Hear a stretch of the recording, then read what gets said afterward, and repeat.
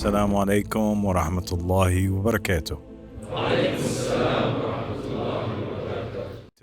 Bugün biz hermetik yazıları araşdırmağa davam edəcəyik və əslində Asklepiusa ünvanlanmış bir yazını oxuyacağıq. Və Asklepius buradakı bu şəxsiyyətdir. O, Yunan tibb tanrısıdır və bu səbəbdən onun bu əsanı, Asklepius əsasını tutduğunu görürsünüz. Hansı ki, bu tibbin simvolu kimi tanınır. Baxmayaraq ki, bir çox insanlar onu Hermesin əsası ilə səhv salırlar. Əslində bugün istifadə olunan əsl təbabət əsası və ya tibb simvolu məhz budur.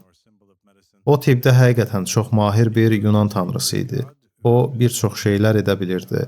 O cümlədən insanları öldükdən sonra diriltməyi bacarırdı və o, ölümündən sonra ilahiləşdirilmişdi. Ona ibadət edilməyə başlandı. Onun ətrafında bir təriqət formalaşmışdı. Əslində onun və atası Apollonun adı Hipokrat andında keçir. Bu and müasir dövr üçün dəyişdirilməzdən və hər ikisinin adı oradan çıxarılmazdan çox-çox əvvəllər insanlar tərəfindən içilərdi. Həkimlərdən təbabətlə məşğul olmağa başlamazdan əvvəl ilk olaraq Apollon və Asklepiusa and içmələri tələb olunurdu. Asklepius hermetik yazılarda əslində Hermesin tələbəsi kimi görünür və beləliklə bu axşam nəzərdən keçirəcəyimiz xütbə qeydə alınmış bir söhbətdir. Eynilə müfəssəl İbn Ömər və İmam Sadiq əleyhissalam arasında Həftül Şərifdə baş tutan söhbət kimi. Bu söhbətdə bu, tələbə olan Asklepius ilə müəllim Hermes arasındakı bir dialoqdur. Lakin buna keçməzdən əvvəl gəlin ötən bölümdən, üzərindən keçdiyimiz məsələlərə qısaca nəzər salaq. Çünki bu xütbələrin çoxu kifayət qədər dərin, mənalarla yüklüdür və bir-biri ilə əlaqəlidir. Ona görə də bu vacibdir. Beləliklə, o özünü ilahi ağıl olaraq təzahür etdirir ki, insanlar onu bu və ya digər şəkildə qavraya bilsinlər. İlahi ağlın nəticədə bir iradəsi olur. Bu iradə ondan çıxır. İlahi ağıl həmçinin bir formalaşdırıcı ağıl yaradır və ya bir təzahür. Əlavə bir təzahür baş verir ki, bu da kainatın işlərinin həvalə edildiyi həmin formalaşdırıcı ağıldır. Deməli, ötən mühazirədə biz əsasən Hermesin öyrətdiyi və ya insan çobanı tərəfindən ona öyrədildiyi kimi atanın, tək olanın, həqiqi tanrının, huvənin, hər şey yaradanın dərk edilməz olmasından danışmışdıq. Onu tanımaq və ya onu anlamaq qeyri-mümkün idi. Buna görə də o, özünü fərqli bir şəkildə ifadə etməli və ya zahir etməli idi. İnsanlar onu bu və ya digər şəkildə, formada anlaya bilsinlər deyə o özünü ilahi ağıl kimi zahir edir. İlahi ağılın nəhayət bir iradəsi olur. Bu iradə ondan irəliyə doğru hərəkət edir. İlahi ağıl həmçinin forma verici bir ağıl yaradır. Yaxud kainatın işləri tapşırılmış, bu forma verici ağıl olan əlavə bir zahir olma halı baş verir. Biz bunun İmam Əhməd Əl-Həsən əleyhissalamın Tövhid kitabındakı təlimləri ilə necə də heyrətamiz bir şəkildə dəqiq paralellik təşkil etdiyi barədə danışdıq. Həqiqətən bu barədə düşünmək lazımdır və dərk edilməz olan o naməlum atanın yerində huvə var. Bu, bizim Muhammed və Ali Muhammedin rəvayətlərində və Tövhid kitabında sahib olduğumuz bir konsepsiyadır. Allah barədə sahib olduğumuz bu təsvirdir. Həqiqi tanrı hər cür təsvirdən, hər cür təxəyyüldən ucalarda olan tanrı. Və eynilə atanın özünü ilahi ağıl kimi zahir etməli olduğu kimi. O da özünü tanıtmalıdır. Əhməd Əl-Həsən əleyhissalam deyir ki, bu və həmçinin özünü Allah kimi, yaxud ilahi atributların cəm olunduğu bu şəhər kimi zahir etməli idi. Və məhz buna görə də bizdə Allah var. Biz Allahı onun adları ilə, xüsusiyyətləri ilə, sifətləri ilə tanıya bilirik. O ən səxavətlidir, ən ucadır, ən qəhhardır və s. Eynilə ilahi ağlın bir kəlamı və ya bir iradəsi olduğu kimi, Allahın da bir iradəyə sahib olduğunu görürük. Allah Subhanahu və Taala'nın bir kəlamı var, nitqi var, iradəsi var. Və biz görürük ki, Allah Subhanahu və Taala özünün ən sevimlisini yaradır ki, burada ilahi ağıl, forma verici ağılı yaratmışdı. Bizim inancda Allahın bu nuru Əhl-i Kisanın bu ilkin nurunu, Muhammed və Ali Muhammed əleyhissalamın nurunu yaratması konsepsiyası var. Bəs bu ağıl indi nədir? Ağıl nədir? Gəlin yazılara keçməzdən əvvəl onu dərk etməyə çalışaq və aydınlıq üçün heç bir şübhə yeri qalmadan bir nəticəyə gələk. Ağıl bir ruhdur. Beləliklə, biz ağıl haqqında danışarkən bir ruh haqqında danışırıq. Və bu, Əbu Abdullah İmam Sadiq əleyhissalamın sözləri ilə sübut olunur. O buyurub, həqiqətən Allah Subhanahu və Taala ağlı yaratdı.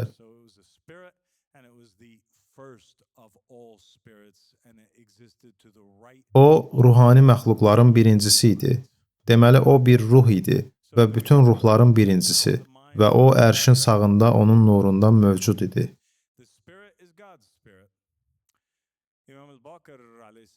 Yaxşı, ruh Allahın ruhudur.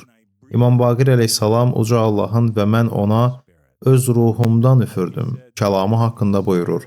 O elə bir ruhdur ki, Allah onu seçdi, bəyəndi və yaratdı. Və özünə aid etdi və onu digər bütün ruhlardan üstün tutdu. Sonra o əmr etdi və ondan Adəm əleyhissalama üfürüldü. Deməli, biz indi nə bilirik? Bilirik ki, ağıl bir ruhdur. O, ruhani varlıqların ilki, Allah Subhanahu və Taala'nın ən üstün tutduğudur. Və ağıl və ya ağıl ruhu, ki o həmçinin Allahın ruhu da adlanır. Allahın xəlifələrinə üfürülən eyni ruh idi. Allahın ruhu Əhl-i Beytdir. İmam Əli əleyhissalam buyurub, biz Allahın ruhu və onun kəlamlarıyıq və o, məxluqatından bizim vasitəmizlə pərdələnmişdir. Yaxşı, davam etməzdən əvvəl gəlin sadəcə bir neçə mühüm məqamı müəyyənləşdirək. Allahın ruhu ölçücə nəhəngdir, o çox böyükdür. Əhl-i Beyt əleyhissalam bir rəvayətdə buyurub, Allah ərş xaric ruhdan daha böyük bir məxluq yaratmayıb. Elə deyilmi? Lakin ərş ruhani bir məxluq deyil, çünki ağıl ruhani məxluqların birincisi idi. Beləliklə, Allah ərşdən başqa ruhdan daha böyük bir məxluq yaratmayıb. Və əgər ruh 7 göyü və 7 yeri bir loxmada udmaq istəsəydi, bunu edə bilərdi. Deməli, bu ölçücə hədsiz dərəcədə böyük, iri, nəhəng bir ruhdur.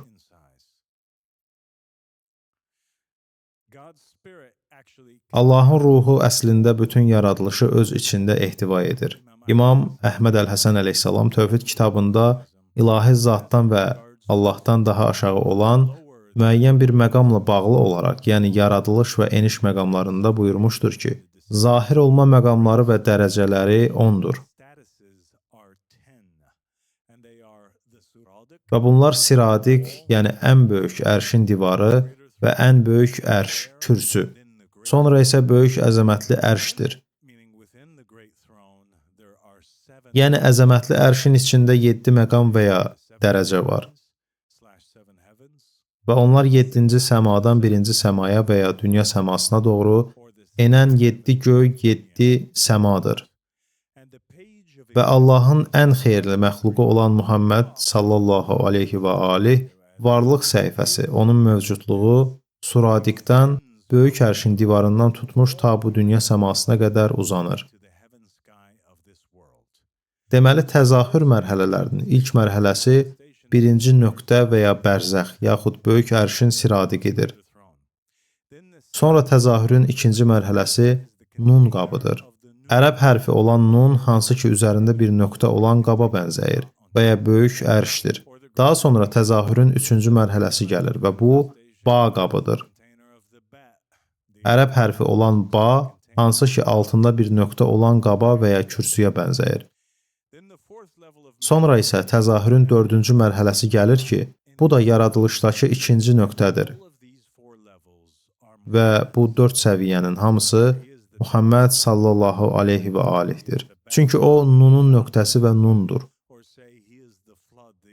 O, ba və banın nöqtəsidir və ya başqa sözlə, o, haqdan məxluqatın üzərinə enən daşqın daşıb tökülən feyzdir. Və o, yəni Muhammed sallallahu aleyhi və alih ilk 3 mərhələdə siradiq, ərş və kürsüdə bir bərzəxdir. O, həqiqət ilə məxluqat arasında bir pərdə, bir bağlayıcıdır. Çünki o, elə yellənir ki, bir an vahid və qəhhar olan Allahdan başqa heç nə qalmır. Digər bir an isə mənə, egoya, bəşəri xarakterə qayıdır. Əzəmətli ərş məqamına gəldikdə isə, yəni Muhammed sallallahu aleyhi və alih yaradılışda sabitdir və o Allahın quludur.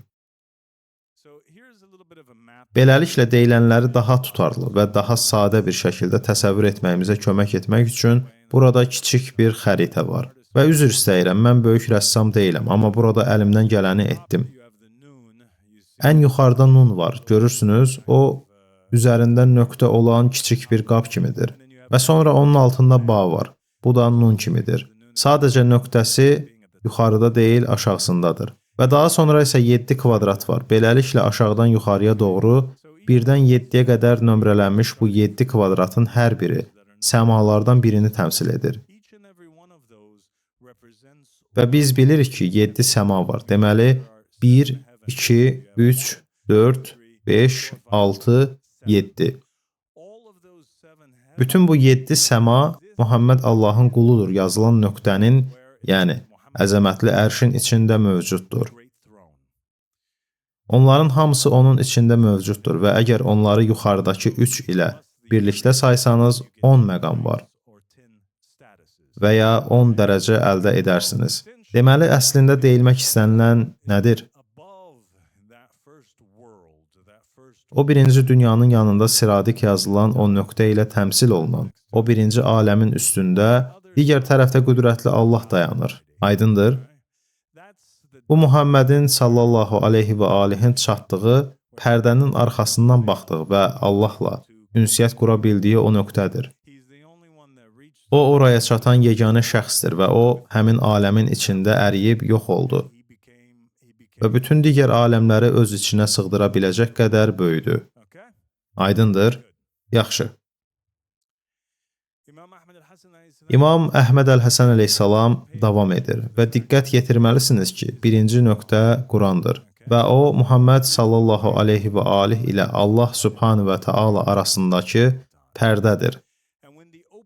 Və o, açılış baş verdikdə, o, Allahın iradə etdiyi qədər əzəmət nuruna, iynə dəliyi böyüklüyündə nəzər saldı. O, subhanı və taala buyurdu, həqiqətən biz sənə açıq aydın bir fəth bəxş etdik. Bu pərdə qaldırıldı, çünki Muhammed onu əhatə etdi. O, onu öz içinə aldı. Beləliklə, Quran Allah ilə məxluqat arasında bir pərdə idi. Muhammed Quranda olan hər şeyin kamil bir təcəllisinə çevrildi. O, Quran oldu.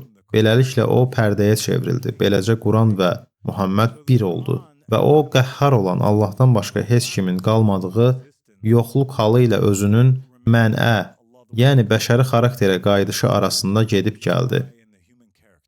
Beləliklə, əgər bizə təqdim olunanları dərk etsək, bizə aydın olar ki, Muhammed bərzəx, haqq və məxluqat məqamıdır.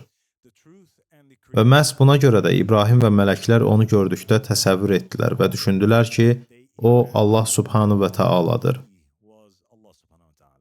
Və bu, ona görədir ki, o ilahi zatı təqlid edən, təsvir edən, ifadə edən və məxluqata mütləq ilahı göstərən bir surətdir ki, onu tanıya bilsinlər. Duanın dediyi kimi və seyirdəki şəfəq saçışına və Faran dağındakı zühuruna and olsun və beləliklə o, sallallahu aleyhi və alih buyurmuşdur. Allah Adəmi öz surətində yaratdı. Beləliklə bunlar məqamlardır. Siz vəfat etdikdə nə baş verir? Siz o məqamlara çata bilərsiniz.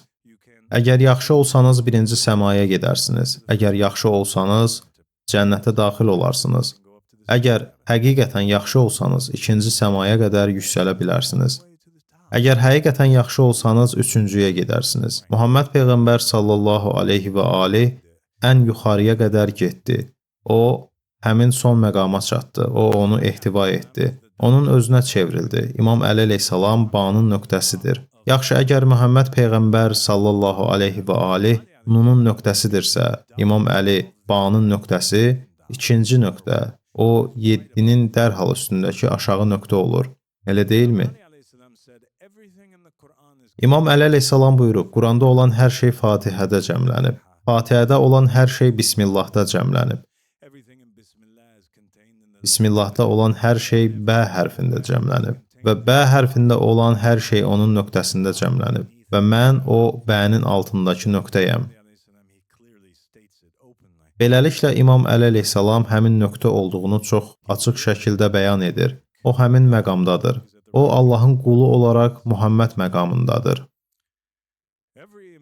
Əslində, hər bir imam Ba'nın nöqtəsidir. İmam Əli əleyhissalam buyurdu, Allahın qüdrətinə heyrətlənməyin. Mən Muhammedəm. Görürsünüz, məqam nədir? Muhammed Allahın quludur. İmam Əli buyurur, Allahın qüdrətinə heyrətlənməyin. Mən Muhammedəm. Muhammed də mən. Məhəmməd Peyğəmbər sallallahu aleyhi və alih buyurub, Ey mənim ümmətim, Allahın əmrinə heyrətlənməyin. Mən Əliyəm, Əli də mən. Biz hamımız tək bir nurdanıq və ruhumuz Allahın əmrindədir. Bizim birincimiz Muhammed, ortancılımız Muhammed və sonuncumuz Muhammeddir. Biz hamımız Muhammedik. Və başqa bir rəvayətdə deyilir, Ey Salman, biz Allahın heç vaxt gizlədilməyən sirriyik. Onun heç vaxt sönməyən nuruyuq.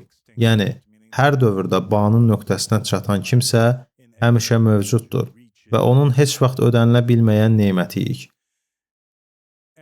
Bizim birincimiz Muhammed, ortancılımız Muhammed, sonuncumuz Muhammeddir. Kim bizi tanısa dinində kamala çatmışdır. Ey Salman, ey cündə, mən və Muhammed bir nur idik.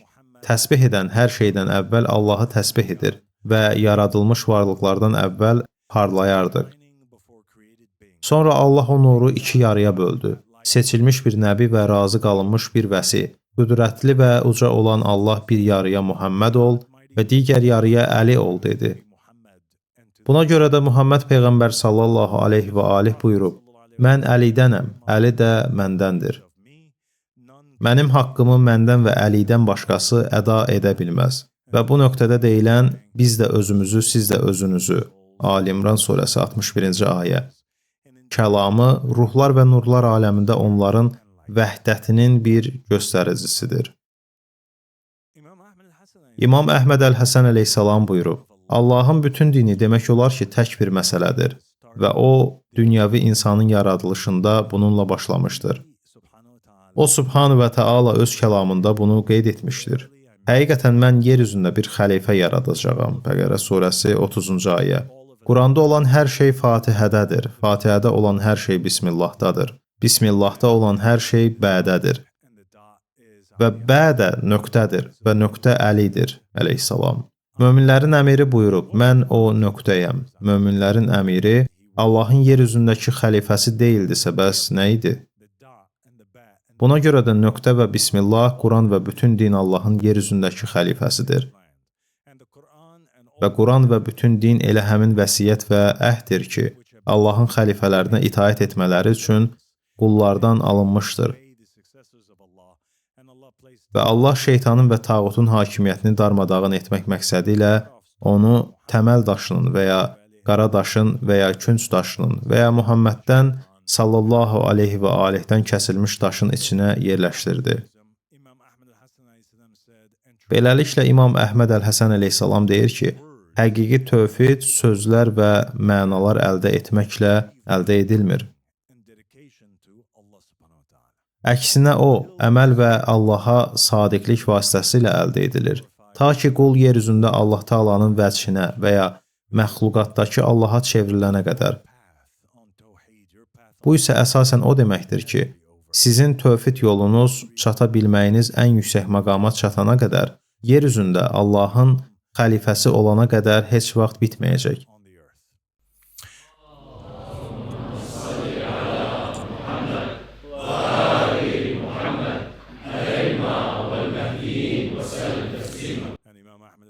Və İmam Əhməd Əl-Həsən əleyhissalam bunu vurğulamış və belə buyurmuşdur. Allah insanı bunun üçün yaratmışdır. O, onu məhz bu məqsədlə ən yüksək dərəcəyə çatmaq üçün yaratmışdır. Çünki insan ilahinin bir surətidir. Eynilə hermetik yazılarda olduğu kimi. Buna görə də qoy Allahın qulu, qoy heç kim öz qismətini, öz şansını əldən verib bu məqam məndən pərdələnmişdir. Yəni mənim bu məqama çatmağım qeyri-mümkündür deməsin. Əksinə həqiqət budur. Mən sizə deyirəm. Bu hər kəs üçün açıq olan bir qapıdır və qiyamət qopana qədər bağlanmayacaq və ziyana uğrayan öz qismətini və ya şansını əldən verəndir. Beləliklə bir daha burada nə var? Atanın dərk edilə bilən bir şəkildə özünü ilahi ağıl kimi təzahür etdirməsi var. Ondan onun kəlamı, onun iradəsi çıxır.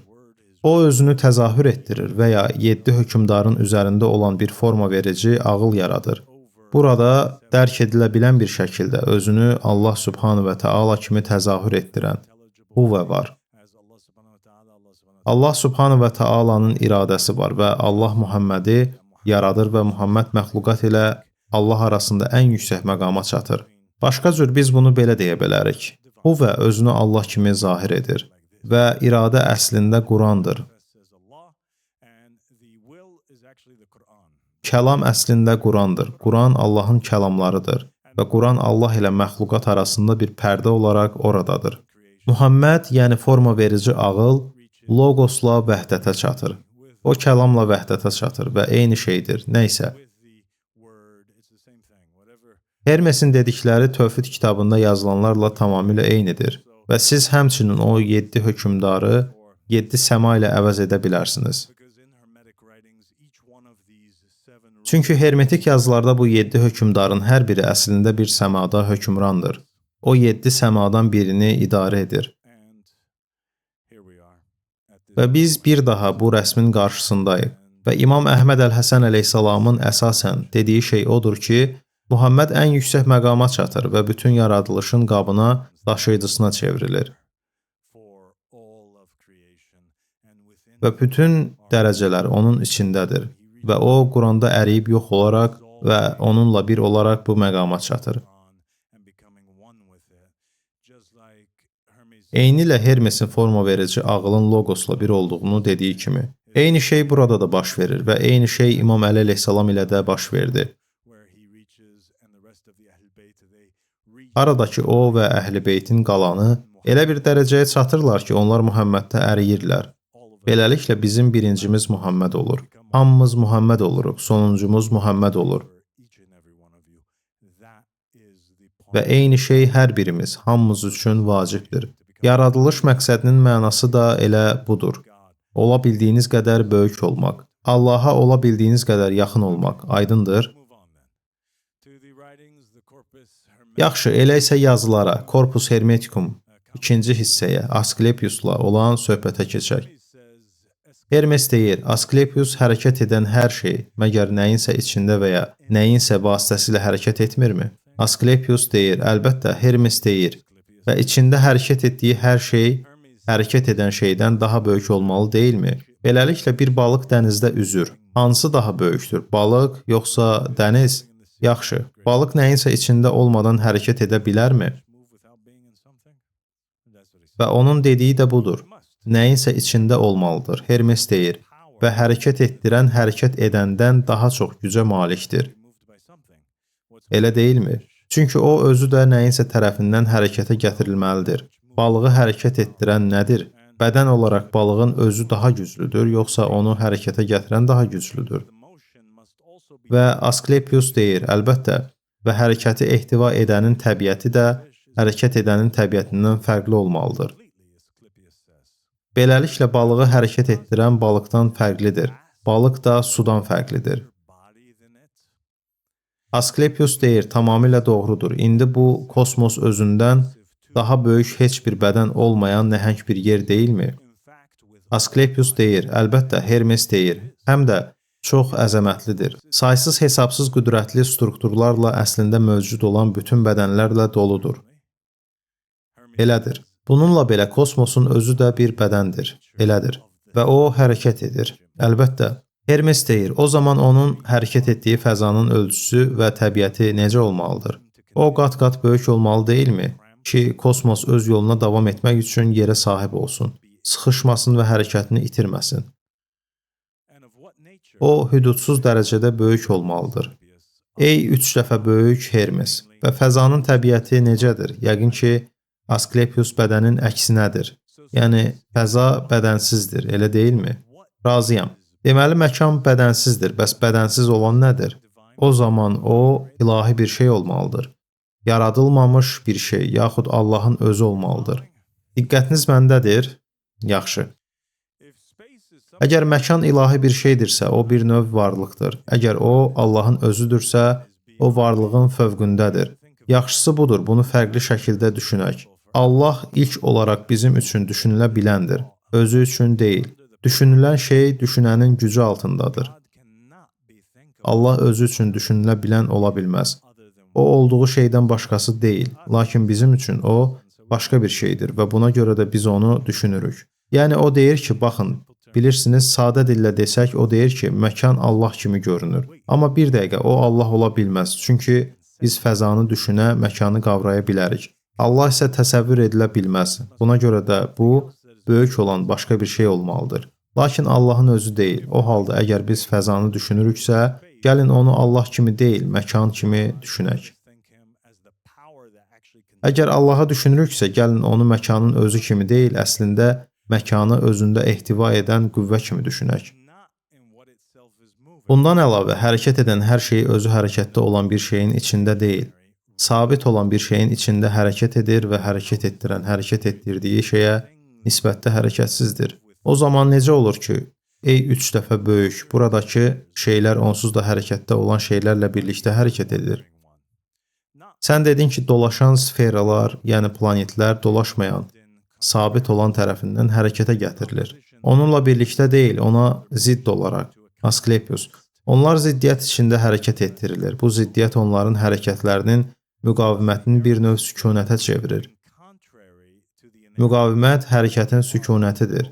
Beləliklə, sabit olana zidd olaraq hərəkət edən, dolaşan sferalar həm qarşılıqlı ziddiyyət vasitəsilə bir-biri tərəfindən, həm də ziddiyyətin özü vasitəsilə sabit olan tərəfindən hərəkətə gətirilir və başqa cür ola da bilməz.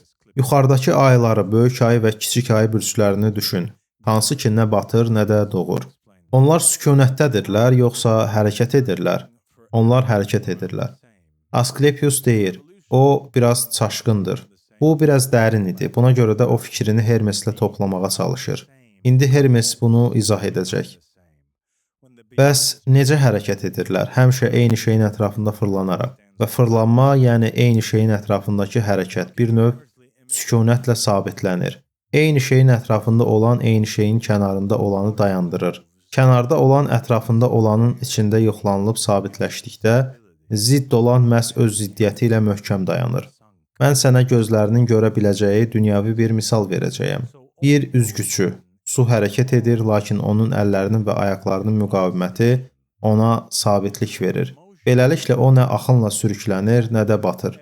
Çox aydın bir nümunədir. Ey 3 dəfə böyük. Beləliklə bütün hərəkətlər sükunət içində və onun tərəfindən yaradılır.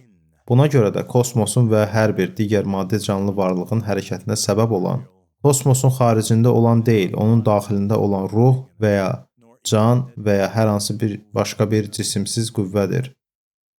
İçindəki canlı varlığı hərəkət etdirən bədən deyil, heç başqa bir ölü şeyi hərəkət etdirən də ölü bir bədən deyil. Nə demək istəyirsən, ey 3 dəfə böyük, məgər bədənlər kötükləri, daşları və digər cansız əşyaları hərəkət etdirmirmi?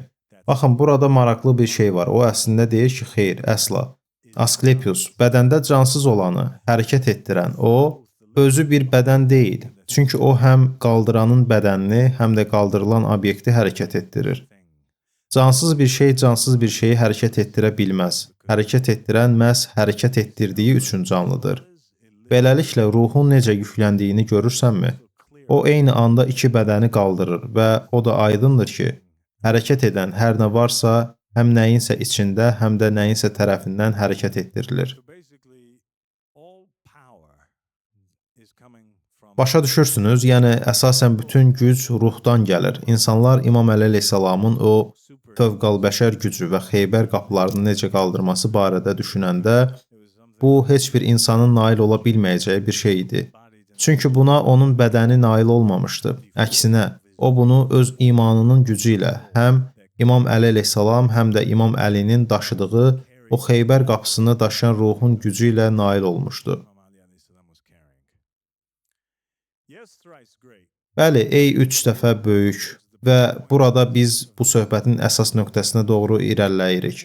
Hərəkət edən şey boş bir şeyin içində hərəkət etməlidir. Gözəl dedin, Asklepios. Lakin var olan heç nə boş deyil. O deyir ki, əslində belə bir şey yoxdur. Yalnız mövcud olmayan şey boşdur və mövcudluğa yaddır. Həqiqətən mövcud olan şey boş ola bilməz. O deyir, nə?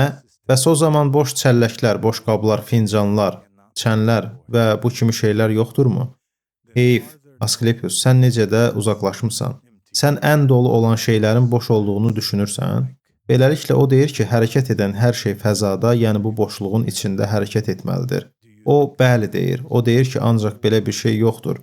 Boş olan heç nə yoxdur. Boşluq deyə bir şey yoxdur. O isə belə düşünür ki, sən nədən danışırsan?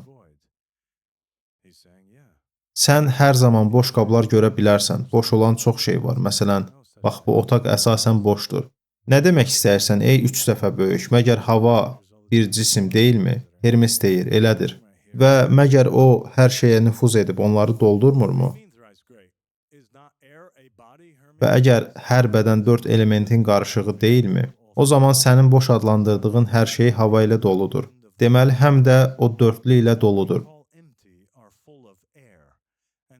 Əksinə, sənin dolu adlandırdığın hər şey havadan boşdur. Çünki onların yeri başqa cisimlər tərəfindən tutulub və buna görə də havanı qəbul edə bilmirlər.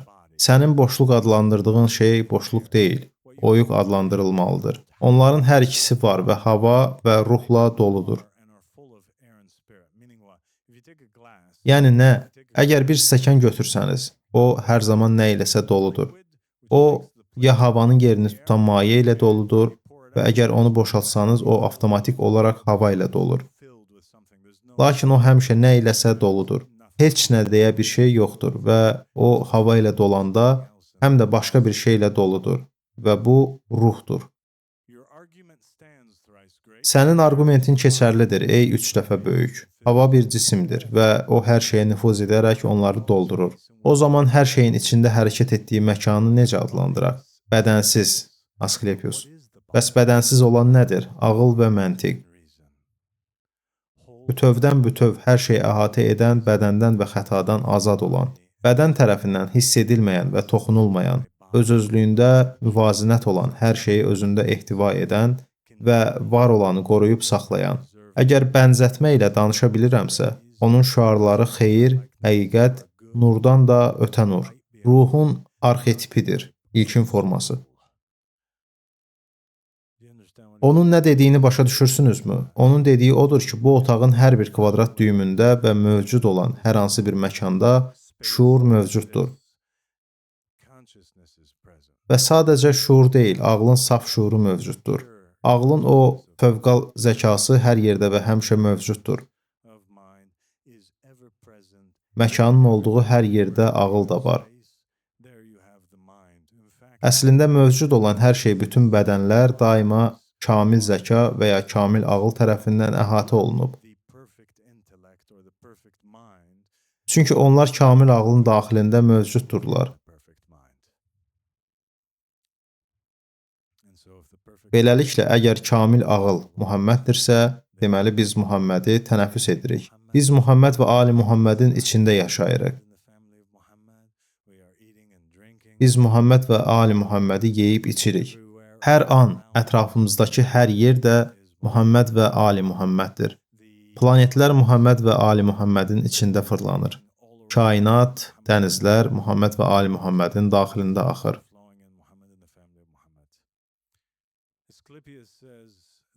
Asklepios deyir, bəs onda Allah nədir? Hermes deyir. O, bunların heç biri deyil. O, onların hamısının, hər birinin və mövcud olan hər şeyin səbəbidir. O, mövcud olmayan heç nəyi özündən kənarda buraxmamışdır. Bütün şeylər mövcud olan şeylərdən yaranır. Mövcud olmayanlardan deyil.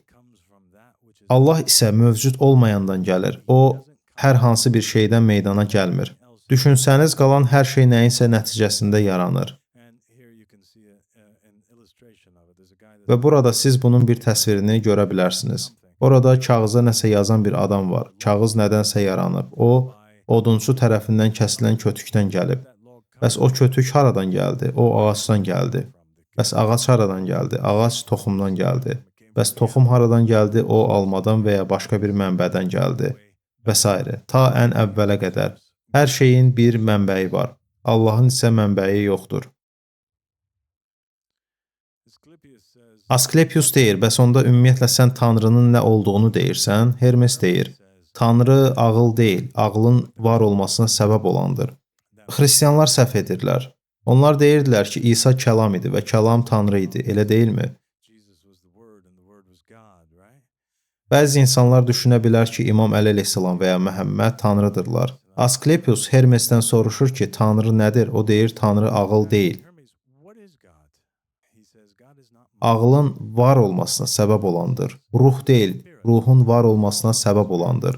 Nur deyil, nurun var olmasına səbəb olandır. Buna görə də Tanrını ona məxsus adlarla, yaxşı və ata olaraq təqdis et. Bunlar yalnız ona məxsus olan adlardır.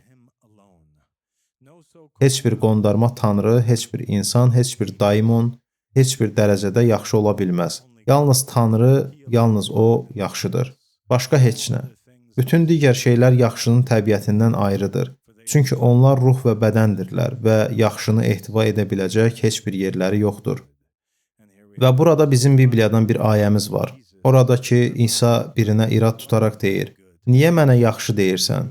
Tək olan Allahdan başqa heç kim yaxşı deyil.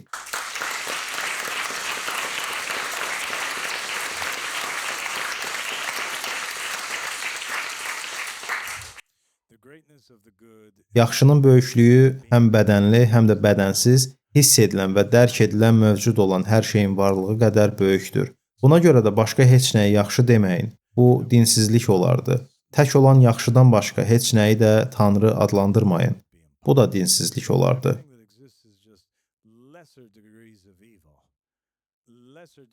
Beləliklə mövcud olan hər şey sadəcə olaraq şərin daha aşağı dərəcələri, üsurluluğun daha aşağı dərəcələri, pisliyin daha aşağı dərəcələridir. Lakin məsələnin əsasına, şeylərin mahiyyətinə gəldikdə həqiqətən yaxşı olan yalnız biri var. Hər kəs yaxşıdan danışsa da onun nə olduğunu hər kəs başa düşmür. Təkcə Tanrı hamı tərəfindən dərk edilməməklə qalmır. Həm də tanrılar və bəzi insanlar cəhalət üzündən əsla yaxşı ola bilməyəcək şeylərə yaxşı adını verirlər. Onlar Tanrıdan çox fərqlidirlər. Halbuki, yaxşı heç vaxt ondan ayrıla bilməz. Çünki Tanrı yaxşı ilə eynidir. Digər ölümsüz varlıqlar Tanrılar adı ilə şərəfləndirilir və belə adlandırılırlar. Lakin Tanrı nəzakət xatirinə deyil, təbiətinə görə yaxşıdır. Tanrının təbiəti və yaxşı birdir.